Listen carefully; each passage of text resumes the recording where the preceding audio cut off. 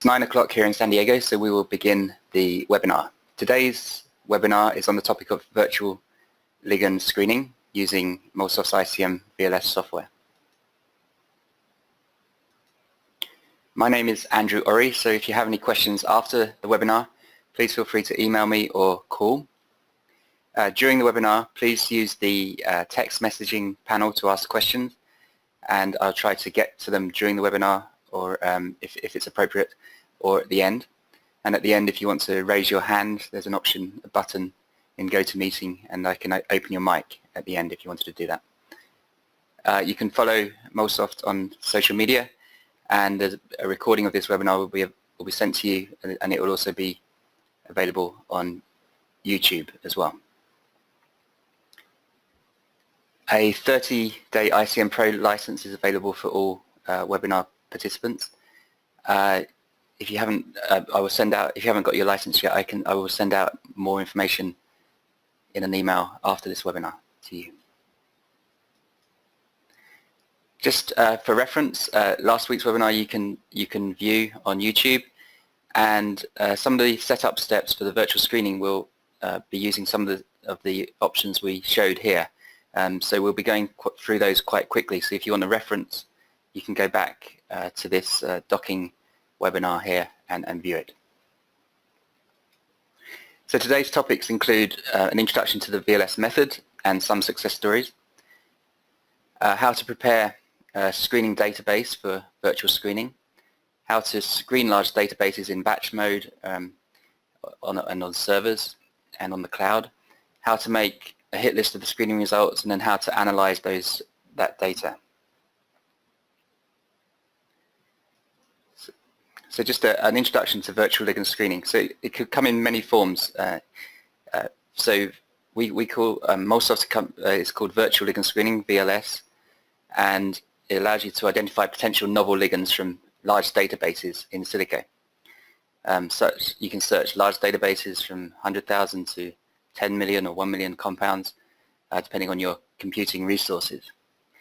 And you could search by, for example, 2D pharmacophore, chemical similarity methods such as fingerprints and Tanimoto, or 3D pharmacophore. All of these are in other webinars that are online, or we're going to do some of these cheminformatics-based searching later on in the year. But today's webinar is primarily focused on receptor-based or structure-based virtual screening. So you take the database and you screen it to the crystal structure or a model or NMR structure of your protein. No prior ligand knowledge is necessary, and the search is not biased to any known chemistry, but you can actually incorporate templates and pharmacophores in your screening if you wanted to, so you could combine a cheminformatics approach along with structure-based, and we'll cover a little bit about that in this webinar as well. And then you dock each ligand from the database into the receptor structure, and then you evaluate that docked pose and provide it with a score. And there's some papers by Max Totroff here at MolSoft and Ruben Abagayan, our company, MolSoft's founder, here, and I will provide those after the webinar to you. Okay. So this one to begin with some success stories. Actually, the very recent one this year, the results were available very recently, was a drug design competition called D3R, and MolSoft's ICM software ranked in first place for average RMSD docking accuracy in this competition. There were over 50 other participants, and each one submitted blind docking pose predictions for the FXR receptor, which is a target for diabetes. And MolSoft's submission ranked first in RMSD for the top scoring pose, and was the only one with average RMSD below 2 angstroms. The RMSD is the comparison of the docked with the crystal structure ligand. And you can view those results for yourself here on this website. We also competed in the binding energy prediction competition as well, where we performed very well. Another paper you could read about ICM performance, in particular, the previous one was for docking. So there's 2 steps. You've got docking, you dock the ligand, and then you have to score that ligand to see whether you can discriminate binders from non-binders in a large database. And so this competition was organized by Merck and OpenEye back in 2011, and you can read about MolSoft's position. We came first in docking accuracy and screening accuracy, and you can read about the method used here, and I'll provide that paper as well. So we also have the ability to screen many millions of compounds on the cloud, or you can use your own server as well. And so Novartis took advantage of this, and they went ahead and they ran ICM on the cloud, screening millions of compounds using the Amazon cloud drive. They used 30,000 cores in the USA and Europe, and at the time this was the biggest virtual screen of its time, and they undertook 10.6 years of drug compound computation in just 9 hours. And the virtual screen resulted in 3 new lead compounds which Novartis are now optimizing. So they're using MolSoft's ICM-VLS, and you can watch a video on our website which describes this approach that they did. And this work was done by Steve Lister and Donovan Chin at Novartis.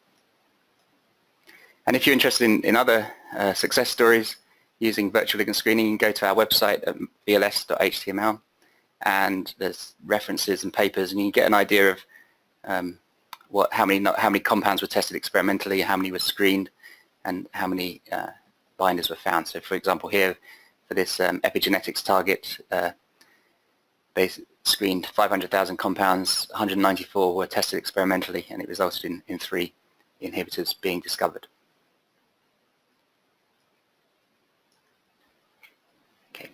So how do we do this practically in ICM? So in ICM you have a little icon. You can just open ICM up, and we're going to follow the steps that we did last week. So I'm going to go quite quickly over some of these because you can go back to the video and watch that if you wanted to find out more information. So we go to the PDB. We're going to look at once again the cyclooxygenase receptor, which is responsible for the formation of prostanoids. It's a target for inflammation and pain drugs, and such as Bextra, Vioxx, and Celebrex. So the structure is 4-COX. As before last week, I'm just interested in the A subunits. I'm just deleting the other subunits. And so for setup, this is just showing you the setup for the virtual screening. So we're going to screen a database of compounds to this binding pocket. We don't need the heme as well. We're just going to delete the heme. So for setup, we need to first convert, this is an X-ray structure, so we need to convert this to an ICM object. This would add hydrogens, and as we discussed last week, and you can go back to the video, you can choose to keep waters, optimize hydrogens, etc., and asparagines and glutamines. I'm just going to go OK for speed and convert it. Okay, so once it's converted, just for clarity, I'm going to delete the other one.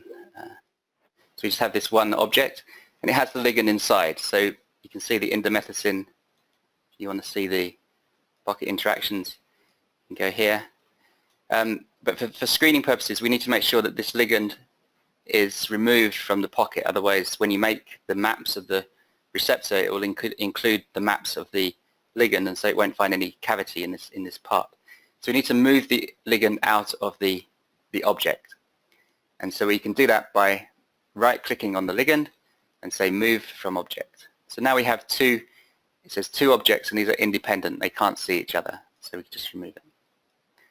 So we, as we did last week, we can run the pocket finder and run in tools menu.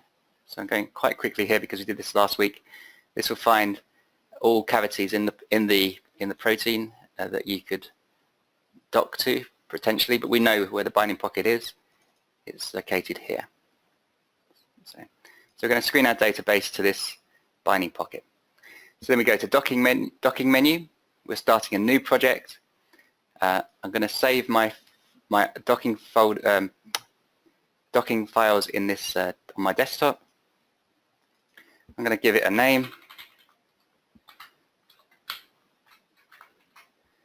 And we have the receptor object, which is 4 COX. We have the binding site residues, which are selected by double-clicking on the ICM workspace. Or there's alternative ways of selecting the pocket. You could just drag over the region. And we're ready to go. So you just go OK, and this will build the maps.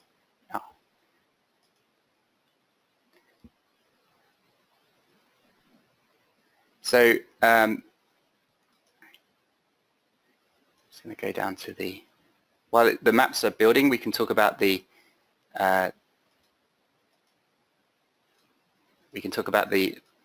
databases. So there's a number of different resources for the databases.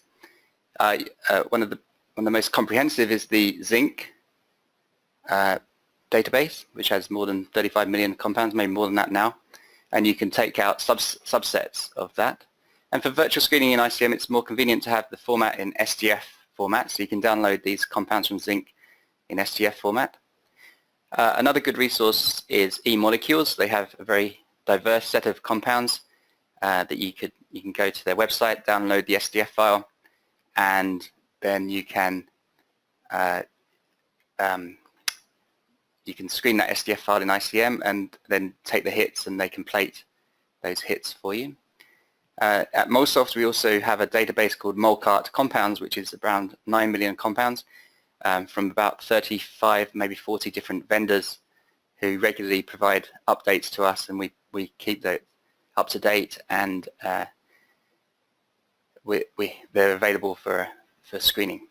You can also download SDF files from PubChem, and also Chembl, which has activity data as well as the binding data.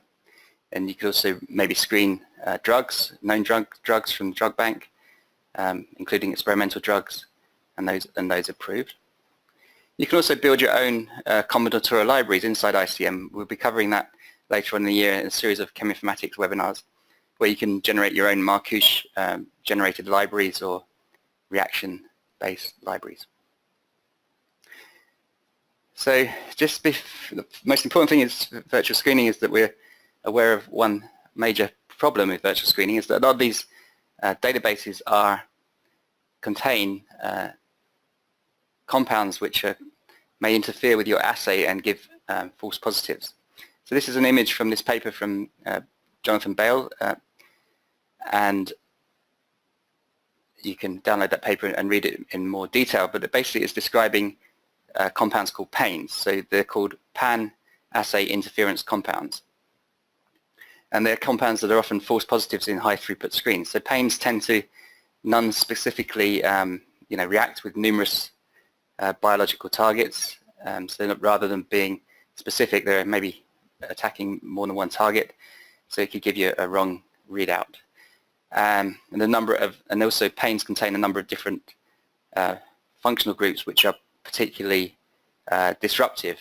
So it's important to be aware of these groups and either pre-filter your screening database before you screen, or you can screen and then filter the results afterwards. In ICM, we have an option called Chemistry Calculate Properties. You go to the Chemistry menu, and you can predict or show whether your compounds contain any substructure which may be classed as a PAIN. So you could just delete those from your screening, your hit list, and check your hit list before you send it for testing. So it's important that we look at this before we go ahead with anything else. Okay, so back to our docking. So we need to make the maps. So there's a purple box which we showed last week, which you can control the size of the maps, and it's just generating the maps now, and so it's ready for docking. So we can see that once it's set up, we have maps files in the folder that we chose. We also have the receptor object, which is what we're docking to, and we have a file called DTB, which is a table file, which you can actually look at. You open it with, I'm on Windows, so I'm just opening it with the WordPad, if I can find it. Yeah. So you can see that it's lots of different parameters. And when you change the preferences in the GUI, it automatically changes the parameters in this file. But it's good to be aware of what this file does. There's some more advanced options that you can play around with in this file. So basically it's a record of the preferences for your docking screening. So we have these files here. Okay. So now before we send the docking job, we need to check a few things. So as I mentioned, we need to check preferences. So if we go to the docking menu and go down to preferences, there's a general preference here, and we can have an option to sample race mix centers, sample double bonds around the cis strands, an option for the level of how much you want your rings to be flexible. It's particularly important when you're docking macrocycles, so it's usually not, it's a relatively unusual case, but it's good to know that it was there. Also charge groups. If you use auto, you would use MolSoft's pKa model and charge the ligands based on our pKa model. There we go. Okay. So those are the general preferences. So next we need to choose our index, the SDF file that we're going to dock.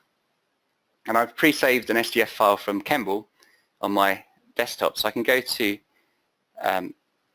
set up batch ligand. But first we need to, for efficiency, we need to first index the SDF file. So we go to the Tools menu and we go down to this option here called Index mol2 file database. And then we need to find our SDF file that I downloaded from Kemble. It should be here in my desktop. And go open. And then I need to provide the name of the index file that I want. And I want to save it in the same place. So I select this and just paste the path here and change the SDF to INX, and so it's an index file.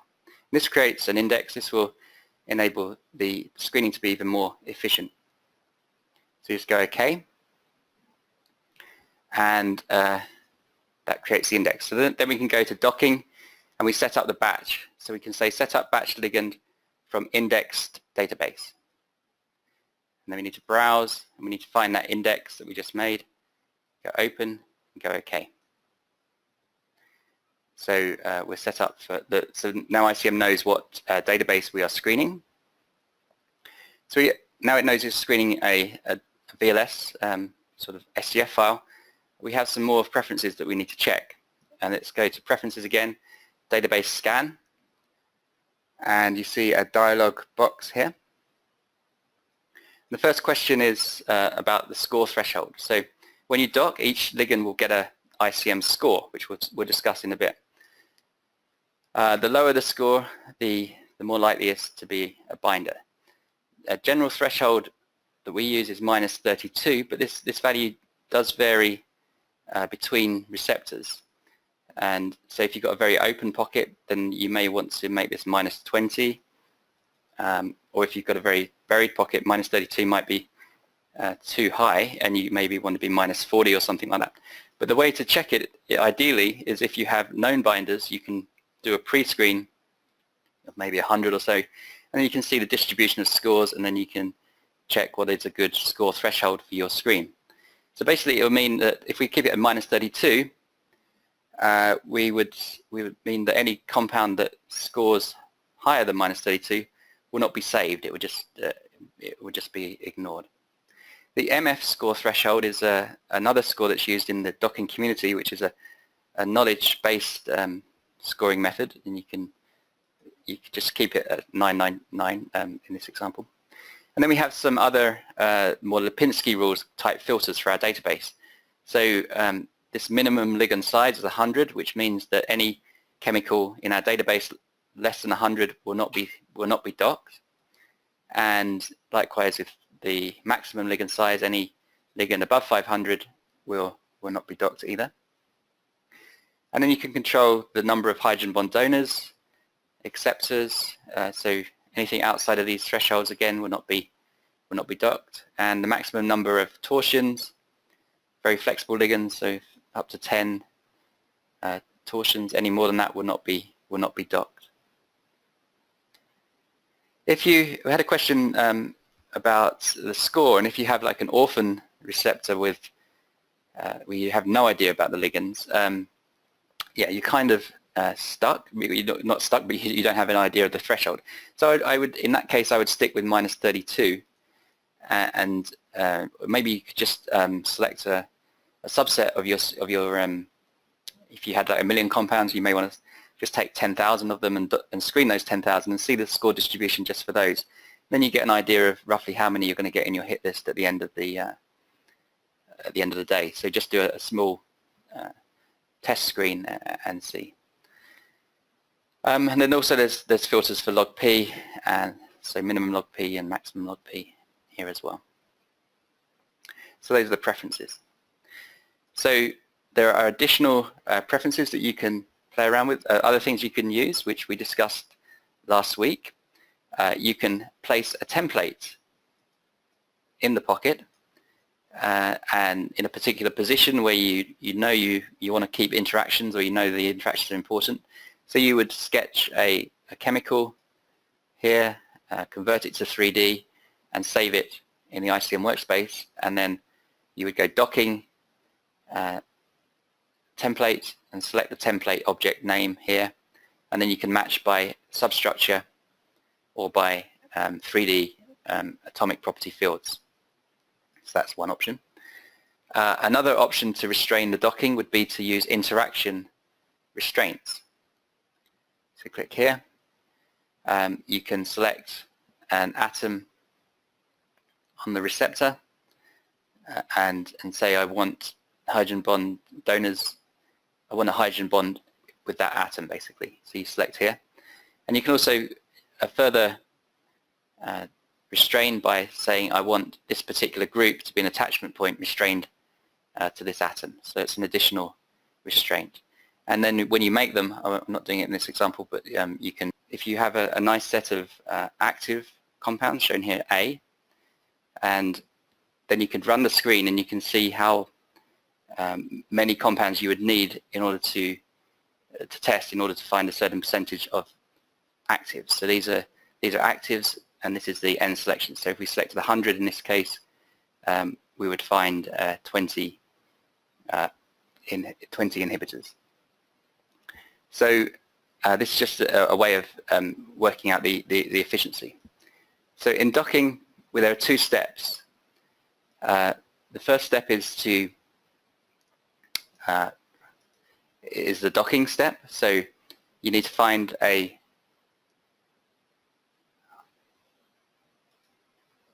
so the first step is a docking step. So you need to find a dock conformation for each compound, so you need an efficient conformational search routine, which we showed last week, and a docking potential. It needs to be fast because you need to screen many millions of compounds, and then you need to be able to find a way to rank the top native-like conformation among many different docking conformations of the same ligand. And once you have the ligand docked, then you need to have a way of scoring. So you need to be able to say whether this is a binder or potentially a non-binder. So you need to take one or a couple of conformations per compound to evaluate the score. And then you evaluate the binding score. And it needs to be able to rank the binding ligands above a particular score of non-binders. So you have two steps, docking and scoring.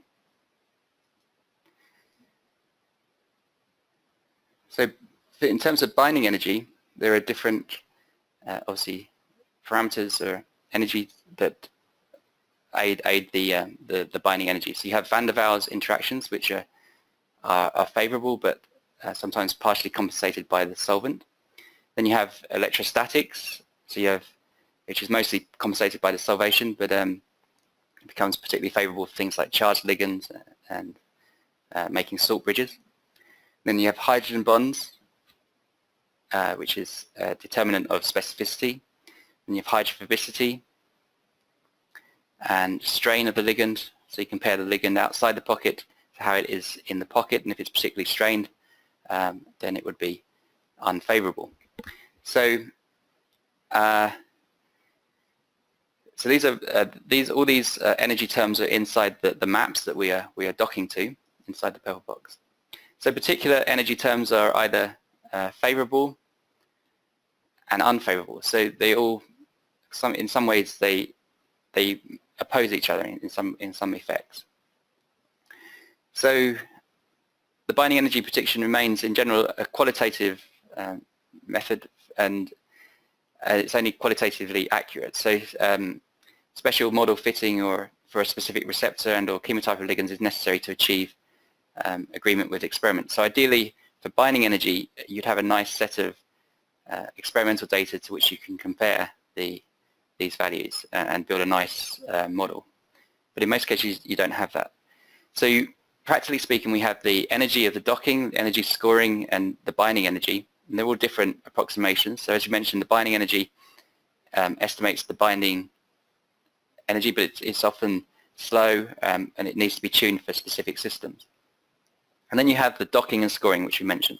So the docking discriminates the correct bound pose very fast, and then the scoring discriminates active ligands reasonably fast as well. So these two in concert are useful. So the goal of the VLS really is primarily the discrimination of binders from non-binders. And so we produce this score, which is a combination of, which I'll show you in a minute. So this ICM score contains different components, physical terms, internal force field of the ligand, conformational entropy loss of the ligand, the receptor-ligand interactions, hydrogen bonding interactions, the solvation electrostatic energy change, and then hydrogen bond donor acceptor desolvation energy, and hydrophobic energy.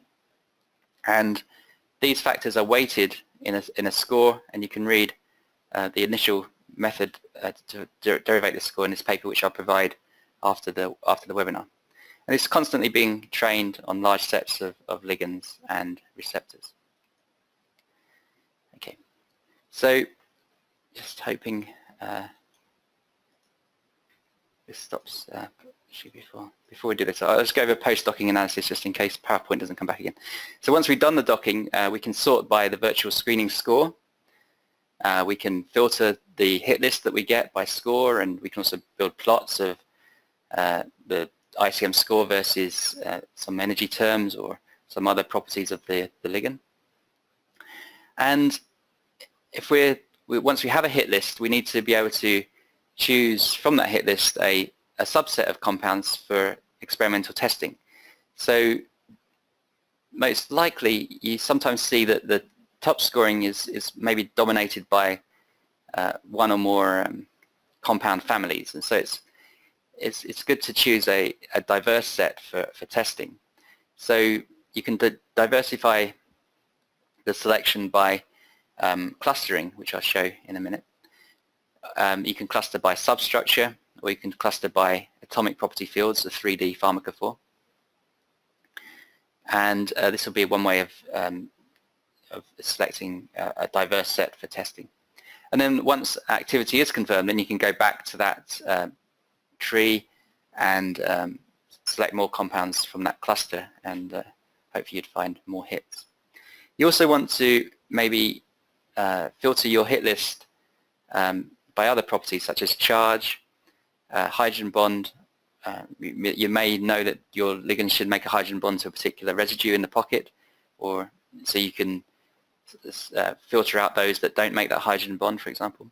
Or you could place a ligand template again in the pocket and say determine how close each of the ligands in the hit list are to that pharmacophore.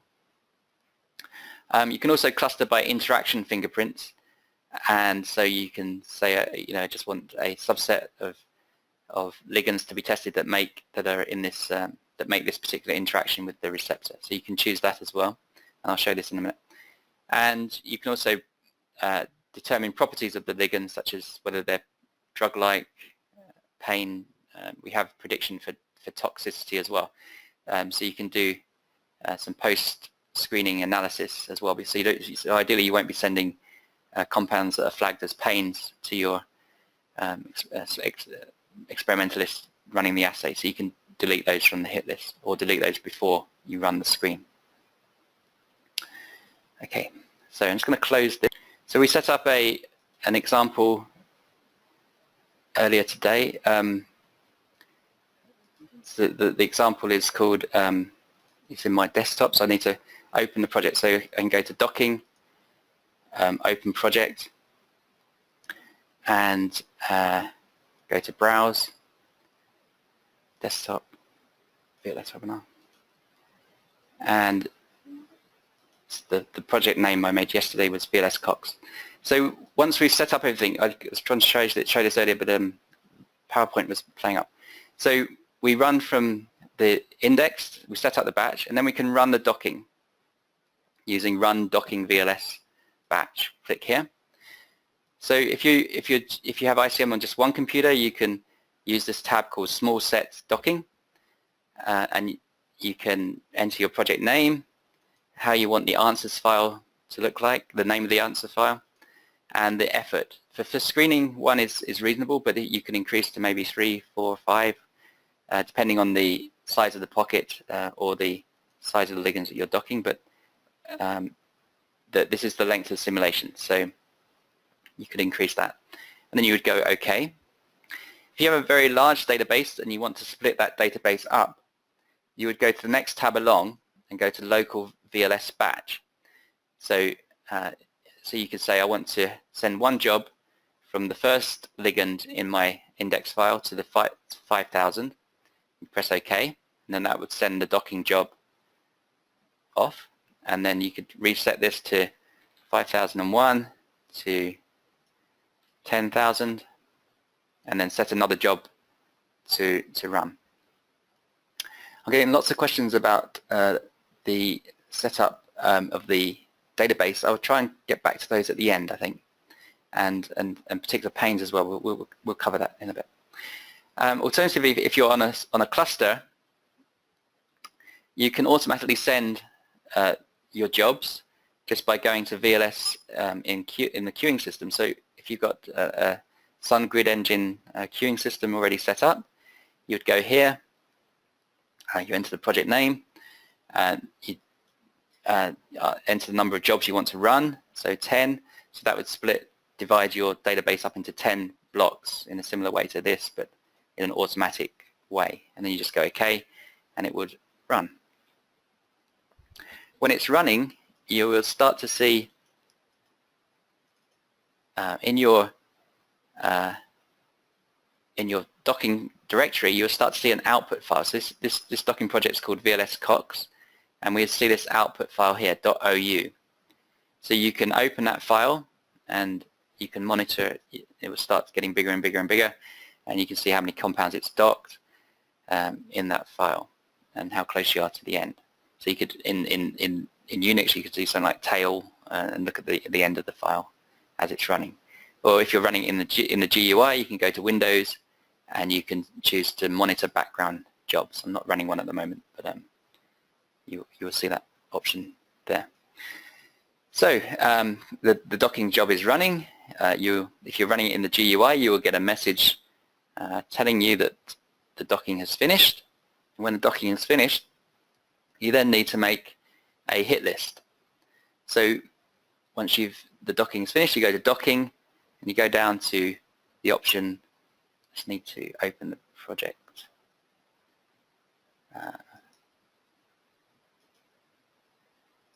Docking, you should see Docking Make Hit List here,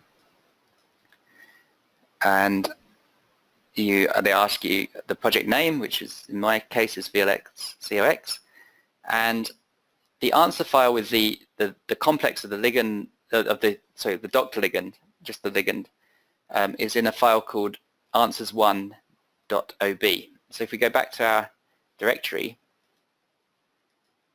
here, it's not showing it, but sorry, my Windows is messing up. So you would find, actually you can browse here. So we go here and we'd find the object file here. So it's called _answers.ob. So this contains the 3D conformations of the doctor ligands. So we go choose that one, and then if you have a very big hit list, you could say I just want to select the top 1,000 hits or top 100 hits, and you go OK. And then you will get a hit list which will look like this.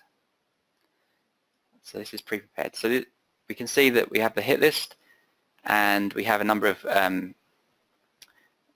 columns in our hit list. The first one is the 2D structure. The second one, this allows you to toggle the ligand on and off. This is the name of the ligand. So this is the score, the ICM score, which we talked about. So this is probably not a very good binder, but we'll see. N atoms is the number of atoms in our ligand. N flex is the number of flexible bonds. H bond is the hydrogen bonding energy. PHOB, which stands for phobic, hydrophobic, is the hydrophobic energy. This is the van der Waals interaction energy. This is the internal conformation energy of the ligand, so how strained that ligand is. This is the desolvation of exposed hydrogen bond and acceptors, desolvation energy. This is the solvation electrostatics, and this is the MF score, which is the alternative scoring, which is a knowledge-based scoring method that some other Dockers use. So but in terms of ICM, it's best just to use the ICM score. Now we may want to add some other descriptors or properties to this hit list that we have. So we can go to the Tools panel on the right-hand side, and you can see that there's an option here called Property or Expression. Then we can drop down, and there's different options here. So you can calculate the charge of each of your ligands. You can calculate the buried surface, the change in volume of the ligand. We can select an atom in the receptor using the atom pick here, and select an atom in the receptor and say please flag all of the ligands in my hit list that make a hydrogen bond to this selection. So you would select here, and you would give the column a new name, hydrogen bond to some residue here, and that would give it a new column name with the ones and zeros to whether it makes a hydrogen bond or not. You could place again your template here and compare it, compare your each dock ligand, see how different it is to a template. You can also, in a similar way to the hydrogen bonds, you can also say I want to report how far each ligand is from a particular selection, and that will give you a column with distances. And you can also calculate interaction fingerprints. It takes a little bit of time to run, so when you do that, you'd get a tree, a clustered tree, and you can select those that are making similar interactions with the receptor. And so likewise, we also have visualization options here. You can look at the ligand pocket surface, and we can also display something like pretty. So you just load one and visualize. So it's just a different way of viewing the, hopefully you'll see that in a minute. Yeah, there you go. So this is a different way of visualizing the interaction. So we can go through our hit list and see that it's going to undisplay that purple box. So we can scan through our hit list just by single clicking on each row in the table. Like this. If you want to compare one or more of the ligands in your hit list, you can toggle the display on and off using the option here in this L box. So this allows you to compare two ligands. So you can toggle, or more than one. You can select multiple conformations. Okay. So this is cyclooxygenase inhibitor receptor, and we want to see if we found any inhibitors from here. So as I mentioned, the score is probably the most important column because it's a weighted function of all these different energy values. And so if we could do one thing, which would be to sort the column by score. So if you just single click on the column, that will sort by score. And you can see at the top now we have these ligands that have -48. And what have you here? So we found some actual known inhibitors. This sulfonamide group in particular is common in these inhibitors of cyclooxygenase. So we have the inhibitors. We can also build.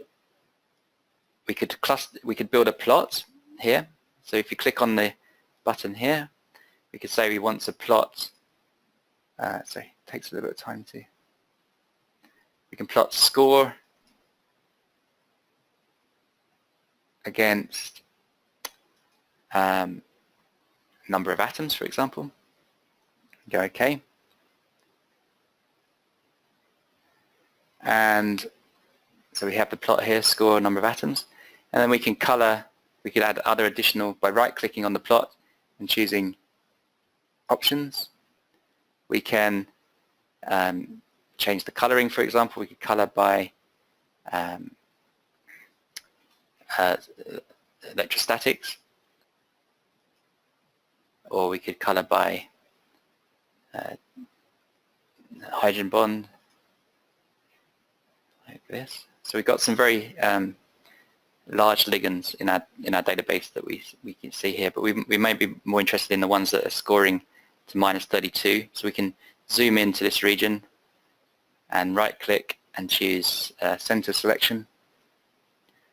Okay, so now we've zoomed into our scores, so we could select those that are -40 to -32. We can select those, and you can see that we've also selected in the table.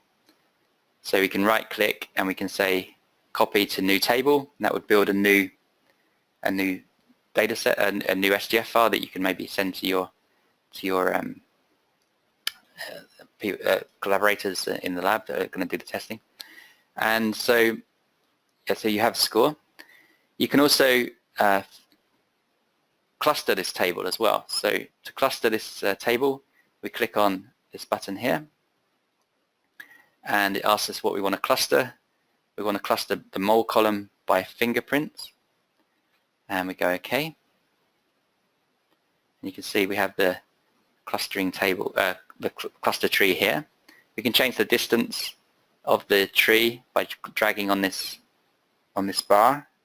So you go to 0.3, and then we can select centers. So if we wanted to select a diverse set from this tree, we can right-click on the tree and say select centers by, and we could say we want to select a representative center from each branch of this tree and choose the one with the minimum score. Now we go OK. You can see now we have, once it runs, you can see we have these blue lines. So they're selected in the ICM work in the tree and also in the table. So you can once again choose the option to move to a new table. So it's selected here, and they're also highlighted here. So you can right-click, say copy to new table, give it a new name like diverse set from cluster. So that's clustering by fingerprint, but you can also cluster by atomic property fields. So you go to chemistry menu, and we can choose I can show you. You go to the chemistry menu and there's an APF clustering. That would cluster your compounds by 3D pharmacophore. Okay. So this GoToMeeting is really slowing my machine down, unfortunately. So there are other options for, as I mentioned in the PowerPoint, you can also calculate whether these are panes or not. You would go to the chemistry menu, which I can't get at the moment because it's slowed down.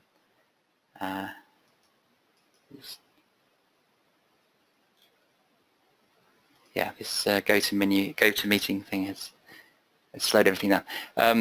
But you can go to the chemistry and you can build properties. So you would run the panes predictor on this table, and it will flag those that are that have a substructure that may be interfere with your assay. And you can also add other properties such as log P in the same way.